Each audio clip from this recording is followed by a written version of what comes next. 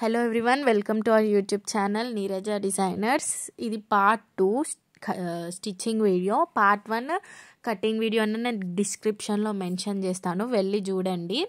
Previous వీడియోలో front and back next cut చేసుకున్నాం కదా 2 పీసెస్. సో అది 1 ఫోల్డ్ చేసుకొని ఫస్ట్ వాటిని స్టిచ్ చేయండి, నేను వీడియోలో చూపించినట్టు నీట్గా.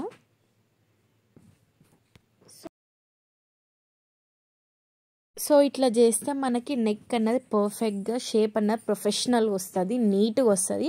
ఫ్రంట్ అండ్ బ్యాక్కి 2 పీసెస్కి మనం సేమ్గా స్టిచ్ చేసుకోవాలి. స్టిచ్ చేసుకుని 2 పీసెస్ అన్నది డ్రెస్ పైన వైపు ఇట్లా పెట్టుకొని స్టిచ్ చేసుకోవాలి. నెక్ది ఫ్రంట్ నెక్కి బ్యాక్ నెక్కి పెట్టి ఇట్లా స్టిచ్ చేసుకొని కట్స్ పెట్టుకోవాలి. నేను చూపించినట్టు ఫోల్డ్ చేసుకొని మళ్ళీ ఇప్పుడు స్టిచ్చింగ్ అన్నది వేయండి. ఎగ్జాక్ట్గా ఎట్లా చూపించినో అట్లా చేయండి, మీకు నెక్ అన్నది కరెక్ట్గా వస్తుంది పర్ఫెక్ట్గా. ఈ స్టిచ్ తర్వాత మళ్ళీ కొంచెం సైడ్కి మనం ఇంకొక స్టిచ్ అన్నది వేసుకోవాలి, నేను వీడియోలో చూపించినట్టు. సో ఏంటంటే అది మనకు ఒక ప్రొఫెషనల్ లుక్ అన్నది ఇస్తుంది, మన స్టిచ్చింగ్కి ప్రాపర్గా కనిపిస్తుంది, నీట్గా కనిపిస్తుంది. ఇక్కడ నేను వీడియోలో కూడా చూపించిన.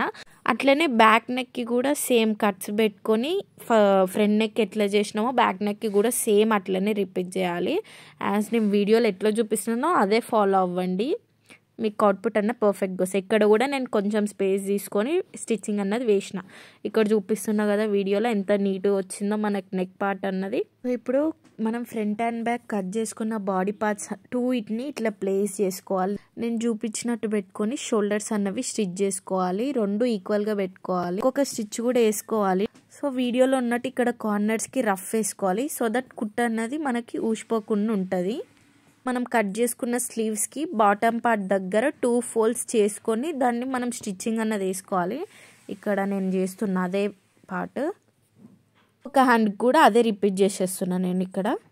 సో మనం స్లీవ్స్ అన్నది మనం కట్ చేసుకున్న బాడీ పార్ట్ మీద ఇట్లా పెట్టుకొని స్టిచ్చింగ్ అన్నది చేసుకోవాలి. నేను ఇక్కడ వీడియోలో అయితే చూపిస్తున్నా. సో సేమ్ ఇది మనం 2 సైడ్స్ హ్యాండ్స్కి అన్నది రిపీట్ చేస్తాము. కట్ చేసుకున్న 2 స్లీవ్స్ అన్నది రైట్ సైడ్ లెఫ్ట్ సైడ్ పెట్టుకొని స్టిచ్ చేసుకుంటాం వీడియోలో చూపించినట్టు.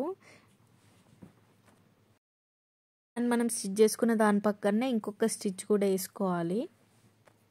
సో ఇప్పుడు మనం సైడ్స్కి మార్కింగ్ చేసుకున్నదంతా హ్యాండ్స్ నుంచి కట్ వరకు స్టిచ్చింగ్ చేసుకోవాలి. సో నేను ఇక్కడ కట్ దగ్గర అన్నది రఫ్ వేస్తున్నా, వీడియోలో కూడా చూపిస్తున్నా చూడండి.